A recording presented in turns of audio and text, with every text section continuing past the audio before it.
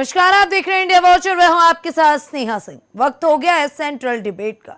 Central debate में आज हम चर्चा करेंगे कि आखिरकार संसदीय इतिहास में ये पन्ना जो आज की चर्चा का सबसे मुख्य केंद्र है, वो कहां से शुरू हुआ और कैसे शुरू हुआ। दरअसल गूंज दशकों तक सुनाई देगी आज की इस चर्चा की। संसद के विशेष सत्र में मोदी सरकार ने 3 ऐसे विधेयक पेश किए जो 2029 तक हिंदुस्तान की राजनीति का नक्शा बदल देंगे। महिला आरक्षण यानी कि 131वां संशोधन, परिसीमन विधेयक और केंद्र शासित प्रदेश कानून संशोधन, इन 3 बिलों ने देश में एक बड़ी बहस छेड़ दी। एक तरफ प्रधानमंत्री नरेंद्र मोदी से जीवंत और मजबूत लोकतंत्र की दिशा में ऐतिहासिक कदम बता रहे, तो दूसरी तरफ विपक्षी नेता राहुल गांधी और मल्लिकार्जुन खड़गे से जनता के साथ धोखा और सत्ता पर कब्जे की साजिश करार दे रहे। आज एक और तस्वीर सामने आई है जहां आज लोकतंत्र के मंदिर में शब्दों की बाढ़ कुछ ऐसे चले कि मर्यादा की हर लकीर छोटी पड़ गई। नेता प्रतिपक्ष राहुल गांधी ने महिला आरक्षण बिल पर चर्चा के दौरान न सिर्फ सरकार की नीयत पर सवाल उठाया, बल्कि प्रधानमंत्री मोदी के लिए ऐसे शब्दों का इस्तेमाल किया जिसने सत्ता पक्ष को आग बबूला कर दिया। राहुल गांधी ने कहा कि यह बिल महिलाओं के लिए नहीं बल्कि चुनावी नक्शा बदलने और सत्ता हथियाने का हथियार है। उन्होंने पीएम को बालाकोट का जादूगर तक कह डाला। जवाब में सत्ता पक्ष के लोग भी पीछे नहीं रहे। राजनाथ सिंह से लेकर निशिकांत दुबे तक ने मोर्चा संभाला और इसे देश के अपमान से जोड़ दिया। अब आपको बताते हैं कि राहुल गांधी ने क्या क्या आरोप लगाया। राहुल गांधी ने आरोप लगाया कि परिसीमन और महिला आरक्षण को जोड़ना सिर्फ सत्ता में बने रहने की एक चुनावी इंजीनियरिंग है। सरकार अपनी घटती ताकत से डर गई। उन्होंने सरकार को घेरते हुए कहा कि आप सबको हिंदू कहते हैं, लेकिन जब हक देने की बात आती है तो दलितों और पिछड़ों को किनारे कर दिया जाता है। इस बिल में ओबीसी कोटा ना होना इसका प्रमाण है। राहुल गांधी के अनुसार यह बिल महिलाओं के प्रति प्रेम नहीं बल्कि हार के डर से उपजा एक पैनिक रिएक्शन है, ताकि पीएम खुद को प्रो विमेन दिखा सके। पीएम मोदी पर तंज कसते हुए उन्होंने बालाकोट का जादूगर शब्द का इस्तेमाल किया, जिससे सदन में भारी हंगामा हुआ। राहुल गांधी ने कहा कि बीजेपी खुद को ही भारत और सेना समझने की भूल ना करे। उन्होंने कहा कि हम पॉलिटिकल पार्टी पर हमला कर रहे हैं, सेना के पीछे मत छिपिए। अब बारी बीजेपी की आई। बीजेपी ने चौतरफा पलटवार किया, जिसमें रक्षा मंत्री राजनाथ सिंह ने राहुल गांधी के बयान को शर्मनाक बताया। राजनाथ सिंह ने कहा कि पीएम को मैजिशियन कहना सिर्फ एक व्यक्ति का नहीं बल्कि उन्हें चुनने वाली देश की जनता का अपमान है। उन्होंने राहुल गांधी पर सेना के प्रकर्म का मजाक उड़ाने का भी आरोप लगाया। किरण रिजिजू ने सवाल किया कि नेता प्रतिपक्ष के ऐसे व्यवहार से नए सांसद क्या सीखेंगे। उन्होंने बेहद तीखा तंज कसते हुए राहुल गांधी के भाषण की तुलना माइकल जैक्सन के डांस से कर दी। उन्होंने राहुल के बिजनेस ज्ञान पर सवाल उठाते हुए कहा कि उन्हें यह भी नहीं पता कि देश के बड़े उद्योगपति टाटा, वेदांता अल्पसंख्यक और ओबीसी समाज से आते हैं। सवाल यह है कि क्या महिलाओं को आरक्षण देने के लिए 543 से बढ़कर 850 सीटें करना जरूरी है? क्या परिसीमन की आड़ में चुनावी क्षेत्रों का मनमाना फेरबदल होने वाला है? सवाल यह भी है कि क्या बिल वाकई महिलाओं का वंदन है या विपक्ष का डर जायज है? और क्या संसद में तंज की भाषा अपनी सीमाएं लांघ रही है? आज हम इन्हीं सब मुद्दों पर चर्चा करेंगे और चर्चा के लिए हमारे साथ हमारा एक्सपर्ट पैनल जुड़ चुका है। आपको मिलाते हैं हमारे एक्सपर्ट पैनल से। हमारे साथ भाजपा प्रवक्ता मनोज उपाध्याय जुड़ चुके हैं, हमारे साथ कांग्रेस प्रवक्ता रतन तिवारी जुड़ चुके हैं, हमारे साथ आम आदमी पार्टी की प्रवक्ता प्रियंका श्रीवास्तव जुड़ चुके हैं, हमारे साथ वरिष्ठ पत्रकार पंकज रस्तोगी जुड़ चुके हैं। पहले तो आप सभी का इंडिया वॉच में बहुत बहुत स्वागत है। चर्चा की शुरुआत रतन जी के साथ करते हैं।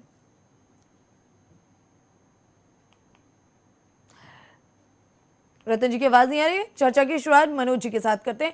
मनोज जी, जिस तरीके से आज राहुल गांधी ने आरोप लगाया, चुनावी नक्शा बदलना चाहते हैं आप लोग, क्या परिसीमन के जरिए आप विपक्ष की सीटों को खत्म करने की योजना बना रहे हैं? आखिरकार ये मुद्दा कहां से उठ गया? क्यों ये कहा जा रहा है कि नारी वंदन अधिनियम सिर्फ आपका नारा बन करके रह जाएगा? नहीं, देखिए स्नेहा जी, सबसे पहले तो हम देश की नारियों को और जिस प्रकार से नरेंद्र मोदी जी ने ये आरक्षण देकर उनको एक सीट उनको निर्धारित सीट देकर किया। इसके लिए पूरा देश उनका जो है शुक्रगुजार है। उनको बहुत बहुत बधाई कि हमारी सरकार ने आज कम से कम पहली ऐसी सरकार हुई है जिसने महिलाओं के सम्मान के लिए सदैव खड़ी हुई है और उनके लिए कुछ कोटे निर्धारित करने का काम, जिससे कि हमारा आधी आबादी का नेतृत्व लोकसभा, विधानसभाएं और हर जगह हमारे जो है होने का काम हो सके। ये सबसे बड़ी बात है। ये सोचने की क्षमता अगर किसी के अंदर है तो उसी व्यक्ति के अंदर होगी जो देश के लिए काम करेगा, जो देश की महिलाओं को जो है एक सम्मान देगा, क्योंकि सनातन में महिलाओं को दुर्गा का रूप कहा गया है और ये महिलाएं हमारी दुर्गा का हैं और इसलिए हम इनको इनके सम्मान में माननीय प्रधानमंत्री नरेंद्र मोदी ने ये काम किया। अब प्रश्न ये उठता है कि आखिर राहुल गांधी हों, अखिलेश यादव हों या पूरा विपक्ष परेशान क्यों है? कभी आपने देखा इनकी सरकारों में माता दुर्गा की पूजा होते देखा? कभी आपने देखा इनकी सरकारों में? कभी इनको तो आज भी लगता है, राहुल गांधी को इनको मिर्ची क्यों लग रही है स्नेहा जी? मिर्ची इसलिए लग रही है कि आज ये जो उन्होंने आरक्षण अधिनियम लाने का काम माननीय प्रधानमंत्री जी ने किया है, इनका मन है कि इनके वोट के हिसाब से उसको भी बांट दिया जाए कि इनका वोट कैसे मिले। जैसे इनकी योजनाएं चलती थी, आपको भी याद होगा, तो इनकी योजनाएं जातिगत चलती थी कि ये भाई ये देखो फलार जात की लड़की है, इनको विद्याधन ये मिलेगा और ये फला जात की लड़की है, इनको विद्याधन ये मिलेगा। तो इस जात के जो बंटवारे होते थे ये इस सरकार में नहीं हो रहा। सबसे बड़ा दर्द इनको ये हो रहा, इनको लग रहा है कि जो महिला अगर लोकसभा में जाएंगी, आपको याद होगा स्नेहा जी, मुलायम सिंह यादव जी ने कहा था जब राजीव गांधी जी ने 2010 में जब इनकी मनमोहन जी की सरकार थी कि जब महिलाएं लोकसभा में आएंगी, संसद में आएंगी तो सीटियां बजाएंगी। ये उनका व्यक्तिगत बयान है, 2010 का बयान है। तो जिसकी मानसिकता इतनी घृणित हो, जिसकी मानसिकता इतनी महिलाओं के लिए हो, तो हमको लगता है कि इन लोगों को यही दिखाई देगा कि जब महिला में एक सांसद जो पीठासीन की कुर्सी पे बैठती हैं और आजम खान उनके ऊपर किस तरह से आपत्तिजनक टिप्पणी करते हैं, तो ये महिलाओं का सम्मान नहीं समझ सकते। रह गई बात नरेंद्र मोदी जी की, हमने जितनी योजनाएं लाया है, चाहे हम बेटी पढ़ाओ से लेकर, चाहे हम जो है महिला सशक्तिकरण को लेकर, या जितनी हमारी योजनाएं हैं स्नेहा जी, हमने महिलाओं को आत्मनिर्भर और सुरक्षित करने का काम किया। हमने ये नहीं देखा कि ये मुस्लिम लड़की महिलाएं हैं, ये हिंदू की महिलाएं हैं। मुस्लिम महिलाओं के लिए भी नरेंद्र मोदी जी ने देखे ट्रिपल तलाक जैसे जो है इन लोगों के जो सबसे निकम्मे वो है, जिससे वो पूरी तरह से नर्क में जा रही थी, ऐसे हमने उनको आजाद देने का काम नरेंद्र मोदी ही कर सकते हैं, बाकी कोई नहीं कर। तब भी ये नहीं बोल पाए थे। आप देखिए महिलाओं के आरक्षण, अब ये महिलाओं का सम्मान की बात, आप राजीव गांधी जी ने इसको 1989 में ही इसको पारित करना चाहते थे, लोकसभा में पारित भी हुआ था, लेकिन उसके बाद इनकी सरकार आई, कितनी बार इस पे प्रश्न चिन्ह राहुल गांधी ने किया। अगर नरेंद्र मोदी अच्छा नहीं पारित कर पाए, आप क्या कर रहे थे 1989 के बाद? आपको करना चाहिए था, क्यों नहीं आपने चर्चा किया, क्यों नहीं आपने सारी कमियों को दूर किया? तो ये जो होते हैं ये बच्चे वही हैं कि बच्चे हैं जैसे जिद करते हैं, अभी लोग जिद कर रहे हैं, इनके पास मुद्दे। जी, संजय सिंह आम आदमी पार्टी के सांसद कहते हैं कि ये महिला आरक्षण बिल जो लाया जा रहा है वो भाजपा चुनाव जिताओ बिल है।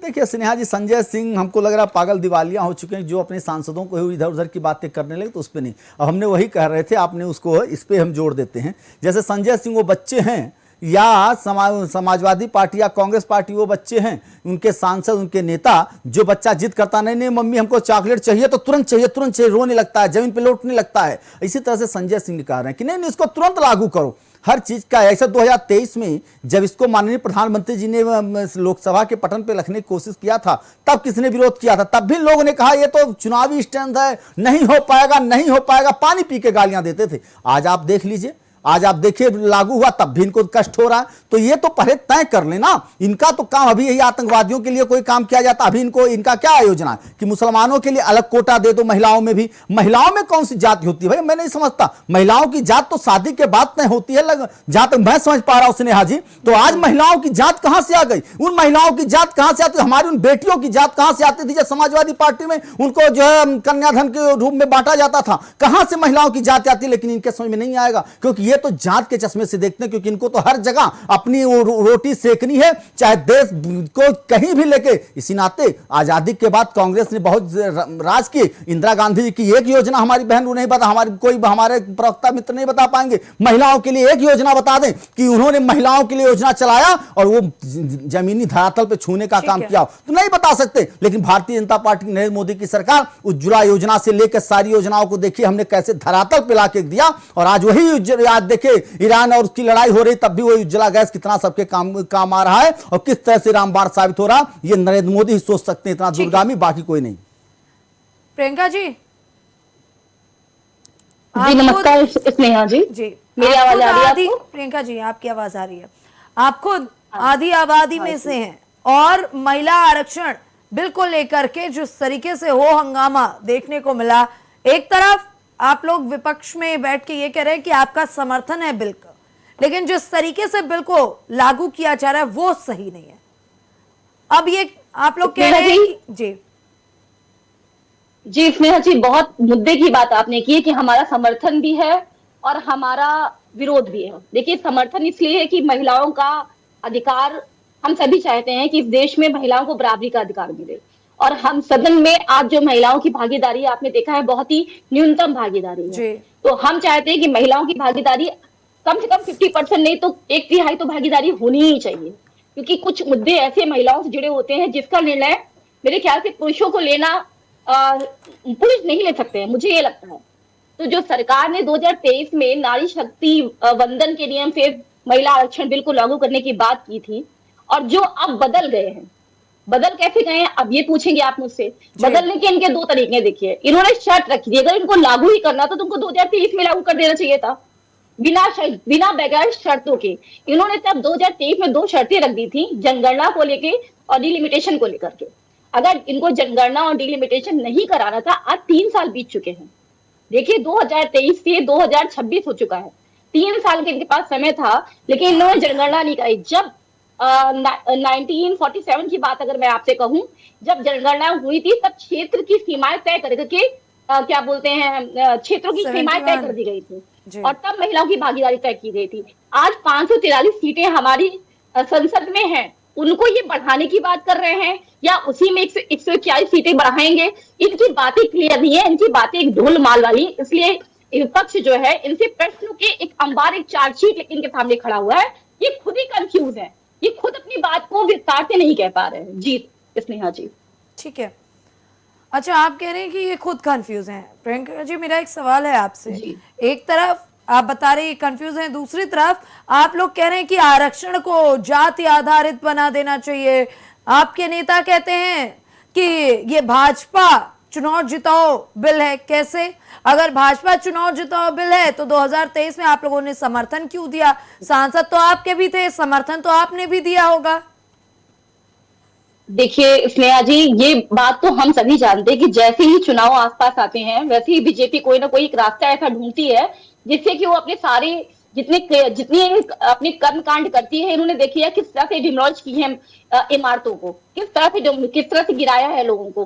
पूरा उत्तर भारत, उत्तर प्रदेश उन्होंने पूरा हिला के रख दिया है। तो ये कुछ ना कुछ तो ऐसा जरूर करेंगे ना कि क्या बोलते हैं, इनको अपनी चीजों को सही करने के लिए बिल, और बिल ये लेके आए हैं बिना किसी, जो इन्होंने खुद अपनी शर्त, जो अपनी बातें मुंह से कही थी, उन्हीं बातों को डिमोलिश करके अब ये बिल तुरंत लेके चले आ रहे हैं। आखिर ये कहना क्या चाहते हैं? विपक्ष बहुत बुरी तरह से कंफ्यूज है।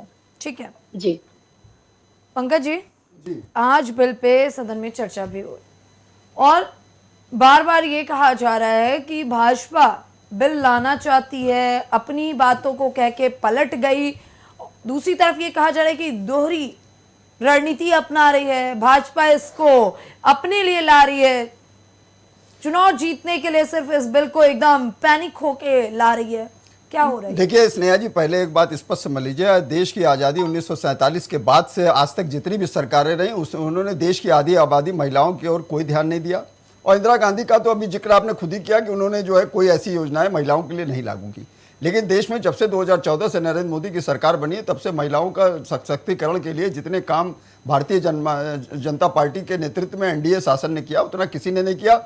उसी की परिणति रही कि देखिए 2000 कई बार जो है संसद में ये मुद्दा उठा, विपक्ष की सरकारें रही, लेकिन चाहे मुलायम सिंह हो चाहे राष्ट्रीय जनता दल हो, इन लोगों ने कभी भी ये, और भी जितनी सरकारें विपक्ष के अन्य राज्यों में रहे, उन्होंने कभी भी महिला सशक्तिकरण की ओर कोई ध्यान नहीं दिया, बल्कि उन्होंने उसको ठंडे बस्ते में ही डालने का काम किया। कई बार इस तरह के मौके आए, लेकिन कभी भी उसकी ओर ध्यान नहीं दिया। लेकिन भारतीय जनता पार्टी में जब से नरेंद्र मोदी की सरकार 2014 से बनी है, तब से वो कृत संकल्पित है। और उन्होंने देखिए जिस तरह से नारी शक्ति वंदन अधिनियम 19 सितंबर 2023 को विशेष सत्र बुलाकर जिस तरह से 20 20 सितंबर 2023 को संसद भारतीय लोकसभा से पास कराया और 21 सितंबर 2023 को राज्यसभा से पास कराया जी। और उसके बाद इसके लिए देखिए आज जिस तरह से विशेष सत्र 3 दिनों का 16, 17, 18 अप्रैल को विशेष सत्र बुला के जिस तरह से इसमें इसकी तय सीमा की जा रही है कि इसके लिए जिस तरह से 850 543 से 850 सीटें हो जाएंगी, 850 सीटें हो जाएंगी, 543 से 850 सीटें आ जाएंगी, जिसमें 816 सीटें टोटल रहेंगी। 816 सीटों में 33% महिलाओं के लिए आरक्षित रहेंगी, 273 सीटें।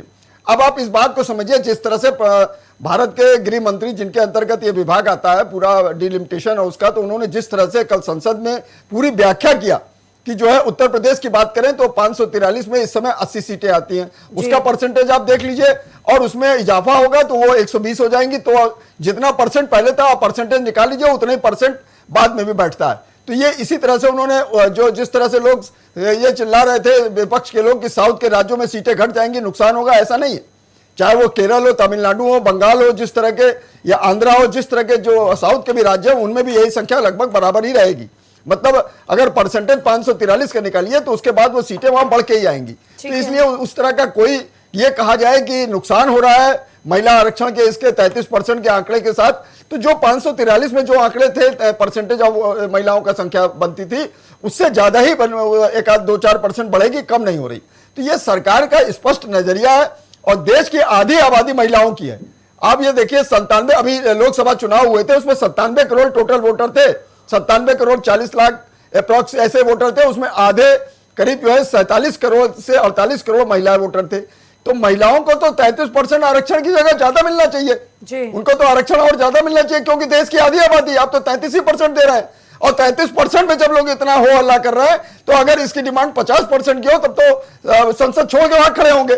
तो इसलिए महिला सशक्तिकरण का जितना ध्यान प्रधानमंत्री मोदी ने दिया है और जिस तरह से उनके लिए जिस तरह से योजनाओं का श्री गणेश किया है, जिस तरह से उनको उनके सशक्तिकरण के लिए उनके चाहे आवास की व्यवस्था हो, चाहे उनकी सुरक्षा संरक्षा की व्यवस्था हो। उत्तर प्रदेश में योगी सरकार डबल इंजन की सरकार 2017 से है, इसी के परिप्रेक्ष्य में 2022 में दोबारा योगी सरकार बनती है क्योंकि महिला सशक्तिकरण महिलाओं का सर्वाधिक रुझान जो है वो भारतीय जनता पार्टी की तरफ अभी दो बातें कही हैं जी प्रियंका जी ने कहा, जिन 2 शर्तों की वजह से ये कहा गया था कि 2029 में लागू किया जाएगा, अब उन 2 शर्तों को साइडलाइन कर दिया गया है, तो फिर 2024 में क्यों नहीं लागू कर दिया गया?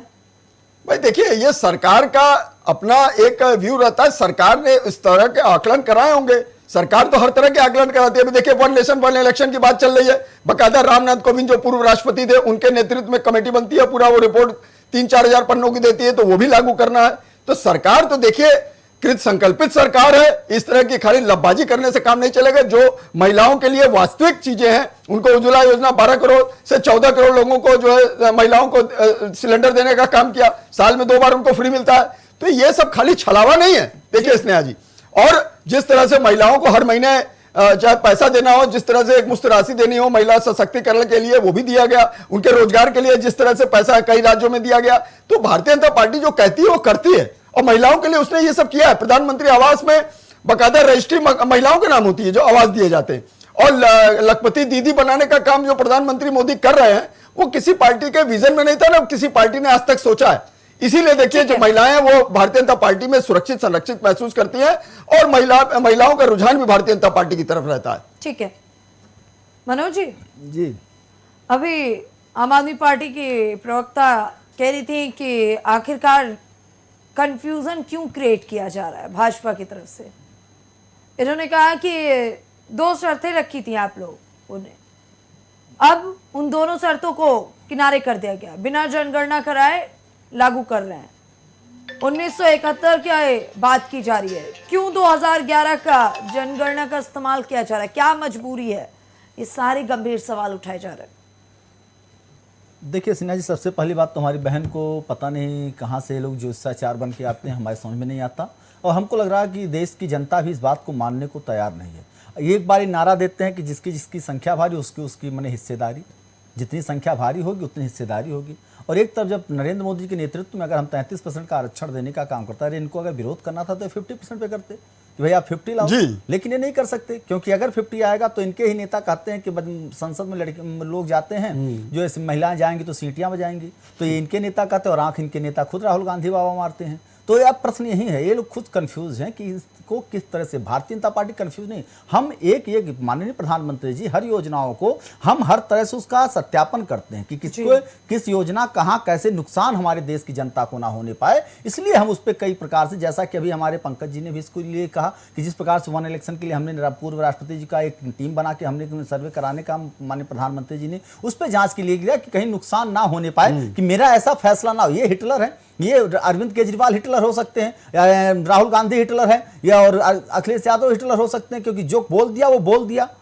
वो रावण ने कहा था ना एक बार कि एक को हम तो यो नास्ती, तो वही हाल इन लोगों का, इनके ये जो बोल दिया वो सही है, बाकी गलत है, इनके सिवा दूसरा कोई नहीं है, ये सोचते हैं ऐसा, देश की जनता ही नहीं। लेकिन प्रधानमंत्री जी ने ऐसा नहीं सोचा, उन्होंने डायरेक्ट काम किया। अगर हमारी बहन बता दे कि इस दिन तो स्वाति मालीवाल के साथ क्या हुआ, कौन सा सम्मान इन्होंने कर दिया उनका, बता दें एक बार भी, ये बता दें अपने विधानसभा में दिल्ली में कितनी महिलाओं को टिकट दे दिया। अगर इनको इतनी चिंता थी जो है अपने महिलाओं की, तो बता दें क्या परसेंट दे दिया, पंजाब में कितना दे दिया। लेकिन आज देखिए भारतीय जनता पार्टी में जो लोकसभा में महिलाएं हैं, सबसे ज्यादा सीट आज तक देने का काम भी, और महिलाओं में उनको सीट हमने नहीं दिया, उनको निर्वाचित होकर ही देश की जनता ने उनको संसद बैठाने का काम भी सबसे ज्यादा करने का काम भारतीय जनता पार्टी की सरकार में किया।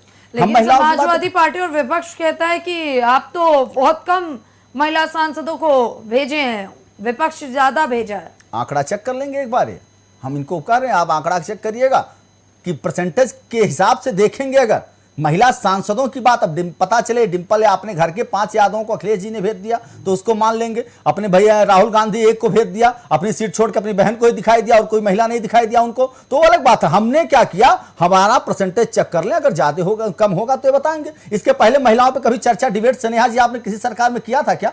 आज पहली बार क्यों होने पे विवश हो रहे हैं? क्योंकि इन लोगों ने, हमने काम किया है, ये लोग नहीं कर सकते ऐसा। हमने बता तो दिया, हमने इतनी योजनाएं महिलाओं के लिए लिया। हम अपनी बहन से पूछे कि इंदिरा गांधी की एक योजना, इंदिरा गांधी की वो तो है नहीं, लेकिन ये महिला है, अगर महिलाओं के वो करने, उनके मित्र हमारे नहीं जुड़ पाए, आपके उस पर जुड़ना चाहिए था उनको, क्योंकि ऐन वक्त पर ये लोग भागने का काम करते हैं। लेकिन कोई बात नहीं, हमारी बहन बता दे कि जो है अरविंद केजरीवाल या पंजाब में इन्होंने कितनी महिलाओं के लिए काम किया, एक योजना 2 योजना बताने का काम करते। हम तो अपने हर प्रदेशों में गिनाने की बात करेंगे, हर प्रदेशों में बताएंगे। तो इस नाते हम कह रहे हैं महिलाओं की चर्चा जो है ये गलत है। इन्होंने स्वाति मालीवाल जैसे पावरफुल राज्यसभा सांसद को किस तरह से बेइज्जत करने का काम इनके नेता, और वो भी नेता का पीए करके बैठा, और इनकी जुबान बंद होती है तो ये महिलाओं को पीटा गया घर में, अरविंद केजरीवाल के मौजूदगी में उनको पीटा गया।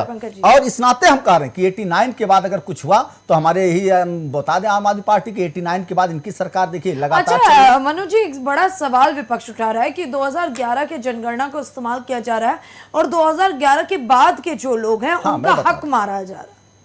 देखिए सिन्हा जी, इसमें 2 चीज विपक्ष सोच रहा है। विपक्ष को इस बात की है कि कब पूड़ी बने और कब हम जल्दी से खाना शुरू कर दें।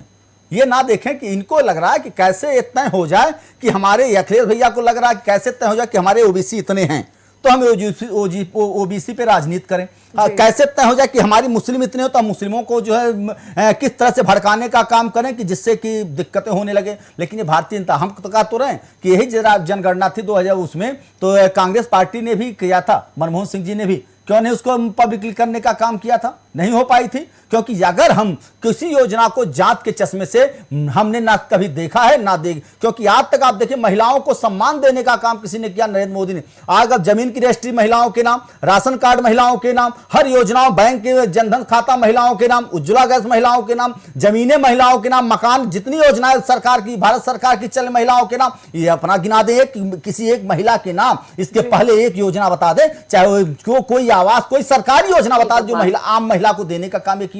तो इस नाते ऐसा नहीं है कि ये वोट या इसके, इनको चाह रहे हैं कि इनको जल्दी से जात का पता चल जाए और तब ये शोर मचाना शुरू करें, हमने 80%, हम इतने हैं, इस नाते हमको बनाओ, तुम भड़काने का काम ये करेंगे, जिससे कि दंगा भड़काने का काम, जैसा कि लोगों का चरित्र है दिल्ली में आम आदमी पार्टी ने भड़काया, इनके पार्षदों, इनके विधायकों ने लगातार पेट्रोल पंप जैसे अगर जनता की चिंता होती तो कोविड में ऑक्सीजन गैस चुरा के ना बैठते ये लोग। तो ऐसे कई योजना है, इस नाते इस पे नहीं इनका बात करने लिए देश की जनता जानती है कि नरेंद्र मोदी जब तक हैं तब तक देश की जनता के ऊपर एक आंच नहीं आने पाएगा। इतना बड़ा युद्ध हो गया, रोज चिल्लाते थे सिलेंडर सिलेंडर सिलेंडर सिलेंडर, आप देखिए होम डिलीवरी होना शुरू हो गया। जैसे ही इनके नेताओं क्या या किसी ने लोग पैनिक को रोकने में हम कामयाब कामयाब हुए, सिलेंडर सबको टाइम टू टाइम मिलने का काम हो रहा है। तो ये सारी समस्याएं हम योजनाओं के तहत ये चाहते हैं तुरंत हो जाए, तो तुरंत कोई भाई जड़ी बूटी हमारे पास है नहीं, हम बच्चे ये बच्चों की हरकतें करें तो कि तुरंत चॉकलेट मिले तो मिले, तो जिद ये करते नहीं। इनको नेता नहीं होना चाहिए था,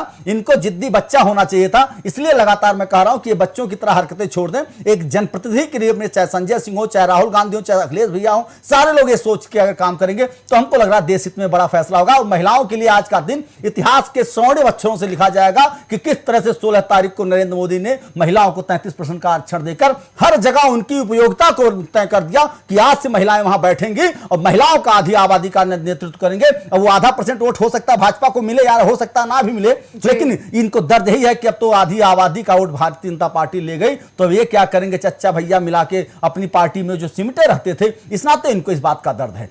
ठीक है प्रियंका जी। जी स्नेहा जी, जवाब मनोज जी ने दीजिए। तो एक झटके में बहुत सारी बातें कह दी हैं और बहुत सारी प्रश्नों का जवाब मैं देना भी चाहती हूँ। शायद कुछ प्रश्न छूट जाएंगे, तो उसके लिए मुझे क्षमा कर दीजिएगा। पहली बात तो उन्होंने जिद्दी बच्चा बोला है संजय भैया को। जी संजय भैया बहुत ही नेक दिल इंसान है और वो कर्म से आगे बढ़ते हैं। वो किसी चीज की भी लालसावत आगे नहीं बढ़ते हैं। उनकी कार्य प्रणाली आपने देखी है, उनका सदन में प्रश्न उठाना देखा है, उनको पूरा देश देख रहा है। उनके प्रश्न उठाना जिद्दी बच्चा कहना है, ये कहने एक अपराध के तरीके से है। मैं आपको, अगर उन्होंने आज आलोचना की ही है तो मैं आलोचना प्रधानमंत्री मोदी की भी करूंगी, क्योंकि मुझे करना पड़ेगा। वैसे मैं आलोचना बातें करती नहीं हूँ, क्योंकि देखिए मैं यहाँ पे दोनों ही भाजपा के प्रवक्ता बैठे हुए हैं और दोनों ही लगातार आलोचना नहीं, आलोचना सच्चाई बोल रहे हैं, आप गलत बोल रहे हैं, करते जा रहे हैं। ये सच्चाई है, सुनिए ना पहले। ठीक है भाई आप सुन लीजिए, फिर उसमें जोड़ दीजिए। नहीं स्नेहा जी, मैंने इस मुद्दे पे कहा कि तुरंत लागू होना चाहिए, तो तुरंत कोई चीज नहीं लागू होता है। अभी जेल काट के आने वाला व्यक्ति कितना संवेदनशील होगा वो तो हम भी जानते हैं। मनोज जी प्रियंका जी को सोच रहे थे, उसको बिना शर्तों के आप लोग लागू करना चाह रहे हैं। उसके बाद भी आप लोग सिर्फ बातें क्या कर रहे हैं, आलोचना कर रहे हैं बैठ करके यहाँ पे। आप लोगों ने एक बात पूछ लीजिए स्नेहा जी, कौन सी शर्त नहीं लागू? मैंने आपको सत्यापन करना चाहिए था ना। ये पूछ तो रहे कौन सी शर्तें नहीं लागू की गई, जनगणना की बात सत्यापन करना चाहिए था। जी प्रियंका जी, जी स्नेहा जी ये बोलिए। पूछ रहे हैं कि कौन सी शर्तें नहीं लागू की गई। आप कहती हैं कि जनगणना वाली आपने शर्तें। जनगणना क्यों नहीं कराई? हम लोगों को एसटी ओबीसी और कितने क्या है, हम लोग को ये जानने की जरूरत नहीं है। आपने जो अपने मुंह से कहा था, आपको वो काम करना चाहिए कि नहीं करना चाहिए? क्यों नहीं कर रहे हैं आप जनगणना? जनगणना बिना जनगणना के किसी बिल को आप पारित कैसे कर सकते हैं?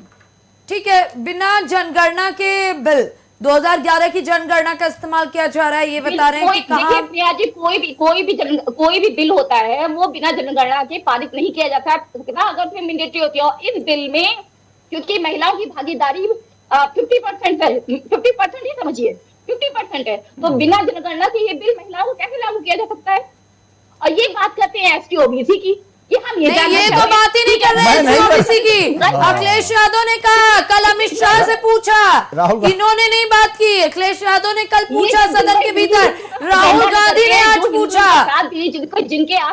जिनके आज ये घर बड़ी जो बेरहमी से तोड़े जा रहे, 5-5 मंजिलें बनारस से लेकर के आप ले लीजिए मेरठ। नहीं गलत होगा तो तोड़ा जाएगा, दर्द आपको होता है। बुलडोजर में बाद में जाएंगे। नहीं दर्द होगा। एक मिनट मनोज जी रुकिए जरा। प्रियंका जी बोल रहे हैं, वो तो कहते हैं खुलेआम कह रहे हैं आपको वोट नहीं देंगे। आप जिस तरह से चुनावी एजेंडा लेके चल रहे हैं, धर्म की राजनीति यहाँ पे आप कर रहे हैं, पूरा देश जानता है। प्रियंका जी मेरा एक सवाल है आपसे, पार्टियां जानती हैं, सदन में रोज चर्चा होती है कि आप किसको गिराना चाहते हैं, किसको उठाना चाहते हैं। हम लोग प्रियंका जी चश्मे से देख रहे हैं, आपसे 2 सवाल है। आप नहीं देख रहे हैं, पूरा देश देख रहा है।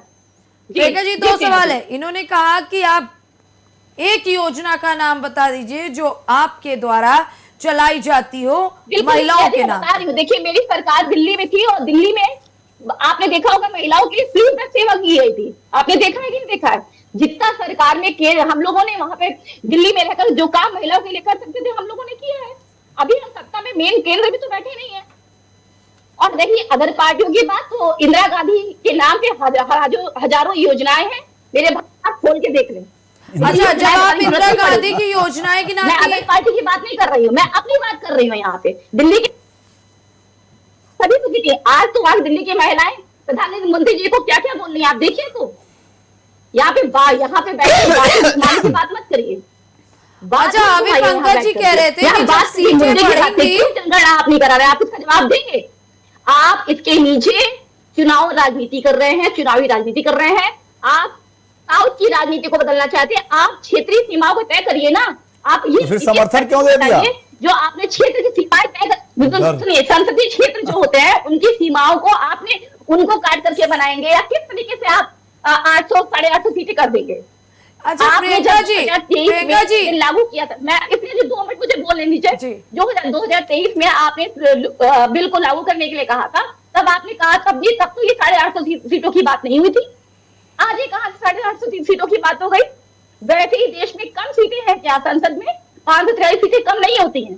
आप अलग देशों को मिला के देख लीजिए, 543 सीटें बहुत है हमारे देश में। आप 850 सीटों की बढ़ाने की बात करते हैं। जी स्नेहा जी। प्रियंका जी, आप कह रही हैं 543 सीटें कम नहीं होती हैं, और प्रदेशों से बात कर लीजिए और जगहों से बात कर लीजिए। प्रियंका जी, देशों से बात कर लीजिए। जी, आपने यही कहा, आप और देशों से बात कर लीजिए, मिला लीजिए। अपने यहाँ की जनसंख्या और अन्य देशों की जनसंख्या में बहुत फर्क है, तो सीटें बढ़ाना तो मजबूती होगी ना संसद की। तो ये क्षेत्रीय सीमाएं तय करें, डिलिमिटेशन का काम क्यों तो नहीं कर रहे हैं? परिसीमन- इनको करना चाहिए ना स्नेहा जी। ठीक है, आप सीटें बढ़ाइए, हमें कोई दिक्कत नहीं है, सीटें बढ़ाने से मुझे कोई दिक्कत नहीं है। आप तो डिलिमिटेशन का परिसीमन तो हो रहा है आप ना। जनगणना करके नहीं, जनगणना करने के बाद ही डिलिमिटेशन होगा। मैं स्नेहा जी, ऐसे नहीं होता है। आप ये पहले आप जैसे आपने किसी संसदीय क्षेत्र को ले लिया, पहले वहां की आप जनसंख्या देखेंगे, फिर डिलिमिटेशन का काम होगा। ऐसे नहीं होता है कि आप जैसे चाहे कि पहले डिलिमिटेशन कर देंगे, ये नहीं होता, ये कोई तरीका नहीं है।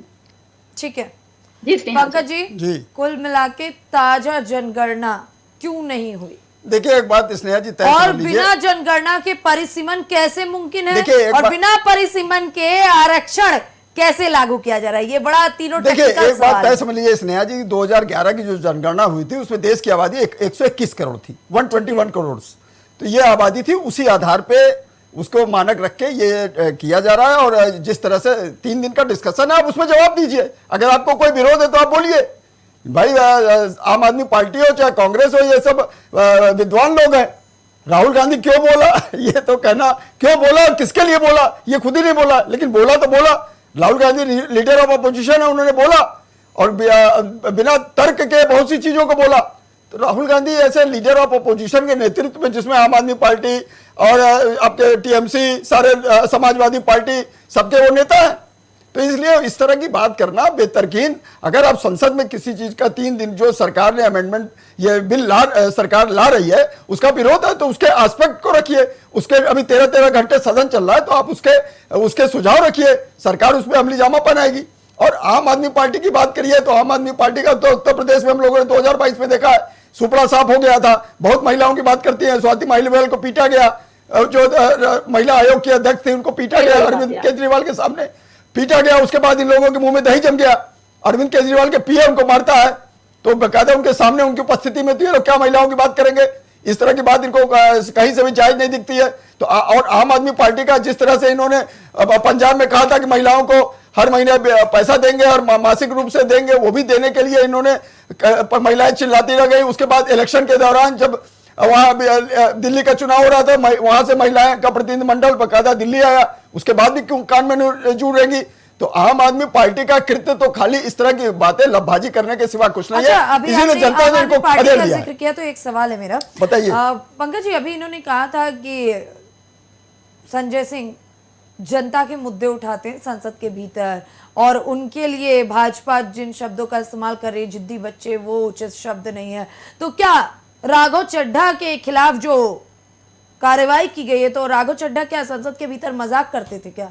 देखिए, पहली बात संजय सिंह के बारे में जान लीजिए। संजय सिंह जिस तरह से तमाम तरह के आरोपों में जेल गए और आज जमानत पे, संजय सिंह को कोई क्लीन चिट नहीं मिली है कि भाई जज बरी किया जाता है, इस बात को जान लीजिए। और संजय सिंह का इतिहास कितना क्या है, इस बारे में आपकी डिबेट में ही कई भाजपा के नेताओं ने बोल रखा है उनके बारे में। तो ये कहना कि संजय सिंह क्या है, संजय सिंह के बारे में दुनिया जानती है, इसलिए ये कहना। मुद्दों की बात और दूसरी बात नहीं, और दूसरी बात राघव चड्ढा का, तो राघव चड्ढा पब्लिक से जुड़े हुए मुद्दों को उठाना, आम जनमानस की समस्याओं को उठाते थे।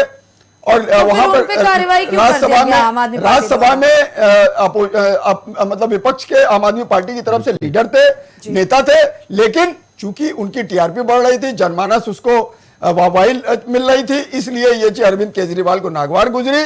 इसीलिए देखिए अशोक मित्तल जिनके अभी ईडी सीबीआई के तमाम छापे पड़े हैं, उनको बकायदा उसका बना दिया गया। आम आदमी पार्टी के 10 राज्यसभा मेंबर है, उसी में से वो भी एक है, लेकिन उनको हाशिए में डाल दिया गया और वहां भी कह दिया गया, तो द्वेषपूर्वक कार्रवाई की गई। बिल्कुल, और कह भी दिया गया, राज्यसभा के स्पीकर से कह भी दिया गया कि आप इनको समय देने का काम नहीं करेंगे, आप समय बिना मेरे पूछे नहीं देंगे। तो ये किस तरह का व्यवहार राघव चड्ढा के लिए किया गया। चार्टर्ड अकाउंटेंट, एक पढ़े लिखे सुयोग्य व्यक्ति है, उन्होंने ऐसे ऐसे ज्वलंत मुद्दे उठाए कि मतलब एयरपोर्ट के ऊपर अगर 20 रुपए की बोतल में 10 रुपए की बोतल में पानी क्यों नहीं मिल सकता, सस्ती चीजें क्यों नहीं मिल सकती, मतलब पब्लिक से जुड़े हुए मुद्दे उठाए। तो अरविंद केजरीवाल ने इस तरह की कोई चीजें नहीं की, तो इसीलिए देखिए उनको हटा दिया गया। अब सवाल यह है कि नारी शक्ति वंदन अधिनियम, नारी वंदन अधिनियम जो भारतीय जनता पार्टी ने लाया है, एनडीए सरकार ने लाया है, उसको 2/3 बहुमत से ही पास होना है। कल इस पे वोटिंग होनी है, 4 बजे कल वोटिंग का समय निर्धारित है और निश्चित रूप से मान के चलिए ये बिल संसद से अवश्य पास हो जाएगा, क्योंकि ये विपक्ष की गले की हड्डी बन गया है, ना उगलते बन रहा है ना निगलते बन रहा है। तो सवाल इस बात का है, वो देखिएगा आप, मेरा जो अपना आकलन है इतने वर्षों का पत्रकारिता का, ये लोग सदन से बहिर्गमन कर देंगे और उसके बाद उसमें वोटिंग होगी और ये बिल पास हो जाएगा, इससे इनकार नहीं किया जा सकता, ये तय मान के चलिए। जी प्रियंका जी,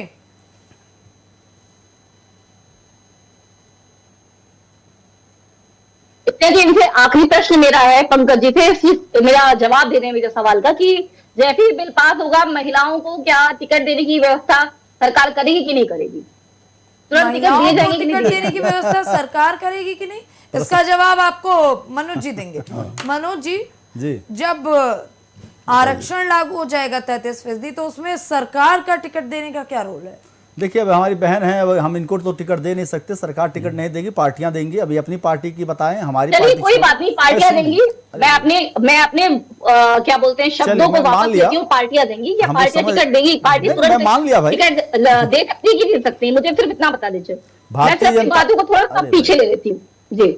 भारतीय जनता पार्टी देगी, अब आप देंगी नहीं देंगी ये तो नियम आपके बताएंगे, उसके बाद हम डिबेट करेंगे। मैं कहता हूं कि भारतीय जनता पार्टी महिलाओं को देगी। अभी आपने देखा होगा राज्यसभा, स्नेहा जी उत्तर प्रदेश में भी राज्यसभा सांसद चुनी गई हैं। हमारी कई ऐसी महिला मोर्चा की पूर्व अध्यक्ष, वर्तमान अध्यक्ष, सारे लोग राज्यसभा के मेंबर हमने बना के भेजने का काम किया। हम तो बिल्कुल कर रहे हैं, ये तय करें कि इन्होंने जो 8-10 पंजाब वगैरह मिला के अपनी राज्यसभा भेजी, उसमें कितनी महिलाओं को इन्होंने भेज दिया शायद वो ना बता पाए। एक को बेचारी को भेजा भी गया, उसको मार के पीट दिया गया। तो इस नाते ये उनका सम्मान है कि अम्मा ने तो यही तय करते हैं। लेकिन दूसरी चीज पे मैं आ जाता हूँ, रह गई बात इस चीज के, जो हमारी बहन को ये आपत्ति हो रही इससे, इनको दिक्कत इस बात की स्नेहा जी है, क्योंकि इनके जो कार्यकर्ता हैं, जो महिला नेत्री हैं, ये जैसे समाजवादी पार्टी में जया बच्चन आ गई, ऊपर से लैंड हो जाती हैं खट से, तो इस नाते इनके पास लोग नहीं है महिलाओं को टिकट देकर लड़ाने के लिए। और जब तय हो जाएगा तो जाहिर सी बात है उतनी सीटें भरनी पड़ेंगी, चाहे वो भारतीय जनता पार्टी की प्रत्याशी द्वारा हो, चाहे सपा का हो, चाहे आम आदमी पार्टी या किसी पार्टी के प्रत्याशी हो, लेकिन वो 33% जो तय हो जाएगा उसको देना पड़ेगा इनको। इस नाते इनको दर्द है, क्योंकि ये दे नहीं सकते और देने में कोई आगे हमारी महिला विंग की हमारी जो टीम है वो चलेगी। जैसा हमने एक उदाहरण आपको दिया कि हमारी महिला की पूर्व अध्यक्ष और वर्तमान अध्यक्ष उत्तर प्रदेश में दोनों राज्यसभा से सांसद हमने भेजने का काम किया। हम तो तय करते ना कि आपको भी हम हिस्सेदारी देने का काम करेंगे, आपने ये, लेकिन ये नहीं तय कर सकते, क्योंकि इनको तो खाली बस वही कहा गया ना कि हमको कुर्सी चाहिए, चाहे वो हम दारू पिला के कुर्सी ले लें, चाहे हम पंजाब में जो है ड्रग्स सप्लाई करके ले लें, चाहे हम जो कांग्रेस पार्टी की तरह आतंकवादियों की बरसी पे रोक के ले लें, या समाजवादी पार्टी की तरह आतंकवादी के मुकदमे वापस करके ले, हमको कुर्सी चाहिए। लेकिन अब यही है कि अभी इनसे हमने 2-3 प्रश्न पूछा, ना ये स्वाति मालवान पर बोल पाए, ना इन्होंने मुलायम सिंह यादव की उस बयान को कोर्ट मैंने किया था, इन्होंने वो भी नहीं बता पाए। हम इनको बात करते हैं कि राहुल गांधी ने क्या कहा था, आपको आप ही के डिबेटों में कई बार हम लोग चर्चा भी कर चुके हैं कि बच्चे मंदिर में क्या करने जाते हैं, ये नहीं बता सकते। ये लोग महिलाओं का सम्मान करेंगे, ये महिलाओं का सम्मान करने के बाद हेमा मालिनी जैसे जो व्यक्ति की, जयाप्रदा की और संसद की खुद बहन होने के साथ साथ सांसद आजम खान ने किस प्रकार से अभद्र टिप्पणी की थी उस पर नहीं बोल सकते। संजय सिंह की जुबान बंद हो गई थी। वो संजय सिंह जो उत्तर प्रदेश में उनका इतिहास है कि किस तरह से ब्लैक टिकट करते करते करते करते कितना भ्रष्टाचार पे चढ़ते चढ़ते वहां तक कितने लोगों को कचरते हुए वहां तक गए होंगे। ये आम आदमी पार्टी की बात कर रहे हैं। ये आम आदमी अपने स्वार्थ के लिए जिस सोनिया गांधी को गाली देते थे उसी सोनिया गांधी गोदी में बैठने का काम अरविंद केजरीवाल करते थे। आज इनको दर्द होता है। हाँ, ये लोग हैं। अभी अब राघव चड्ढा की बात हो गई। देश का एक एक बच्चा आपको बता दें, हम लोग भी बैठते हैं, हम लोगों के वहां भी चर्चा होती कि राघव चड्ढा ने बहुत बढ़िया काम किया है, उसके लिए समर्थन। अब अरविंद केजरीवाल को लगा कि कहीं ऐसा ना हो कि एक तो अपना उत्तराधिकारी एक आतंकवादी का समर्थन करने वाली महिला के जो है मुख्यमंत्री बनाने का काम करने का काम किया था अरविंद केजरीवाल ने, तो राघव चड्ढा का बढ़ने लगा तो इनको दर्द होने लगा, इसना तो उनकी सुरक्षा वगैरह सब में दिक्कतें करने लगा, तो वो अलग चीज का विषय। लेकिन भारतीय जनता पार्टी ऐसा नहीं होने देगी। भारतीय जनता पार्टी, हमारी बहन निश्चिंत रहिए, अगर आम आदमी पार्टी आपको भी टिकट देगी तो अगर आप वहां तक जाएंगे तो 33% संसद की जो सीट होगी वो महिलाओं से ही भरी जाएगी। वो चाहे भारतीय जनता पार्टी की महिला प्रत्याशी हो, चाहे आपके पार्टी की हो, या नहीं अगर कोई होगा तो फिर से हमको लगा चुनाव भी होगा, लेकिन वो भरी जाएंगी 33% सीट। ये आप तय जानिए, क्योंकि नरेंद्र मोदी हैं, इसको करके दिखाएंगे। जैसा कि हमने कई काम उन्होंने करके दिया, 35 से 370 धारा हटाने का काम, पाकिस्तान के अंदर घुस के मारने का काम, कई ऐसे काम किया। महिलाओं को सिंदूर वापस लेने का काम हमने लेने में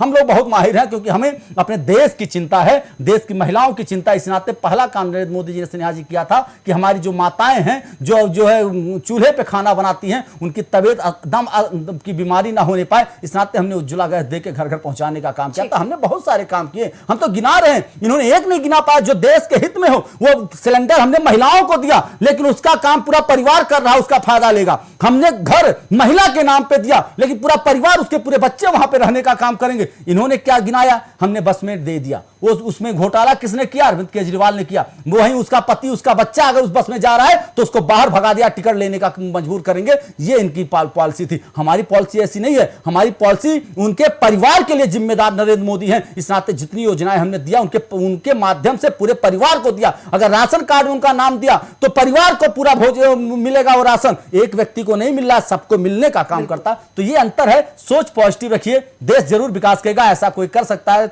तो हमारी भारतीय जनता पार्टी के डबल इंजन की सरकार ही कर सकती है। ठीक है, फिलहाल हमारी चर्चा में बस इतना है। आप सभी का बहुत बहुत धन्यवाद। संसद में आज की बहस ने ये तो साफ कर दिया कि महिला आरक्षण सिर्फ एक सामाजिक सुधार नहीं बल्कि 2029 की लड़ाई का ट्रिगर बन चुका है। एक तरफ सरकार इसे विकास का नया रोड मैप बता रही, दूसरी तरफ विपक्ष इसे सत्ता हथियाने की इंजीनियरिंग मान रहा है। लेकिन इस शोर शराबे और व्यक्तिगत तंज के बीच क्या वाकई महिलाओं का मुद्दा कहीं पीछे छूट गया है? क्या जादूगर और डांस जैसे शब्दों के बीच असली सवाल यानी महिलाओं की भागीदारी दबकर रह जाएगी या इस बार ये भागीदारी पक्का तय हो जाएगी? खैर, ये तो वक्त बताएगा। फिलहाल ऐसे तमाम मुद्दों पर चर्चा परिचर्चा देखने के लिए बने रहे इंडिया वॉच के साथ।